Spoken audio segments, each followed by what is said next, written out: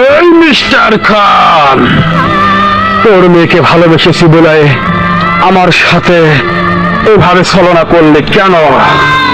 তোরা বড় লোক বলে আমাদের কোনো সম্মান নাই, কোনো আত্মসম্মান নাই। তুই আমার সাথে এত খতরা করে আবার পরিবারকে শেষ করে দিয়েছিস, তবু কিচ্ছু বলিনি, শুধু তোর মেয়ের কারণে। তুই এটা ভাবিসনি যে আমি কোনো দুর্বল।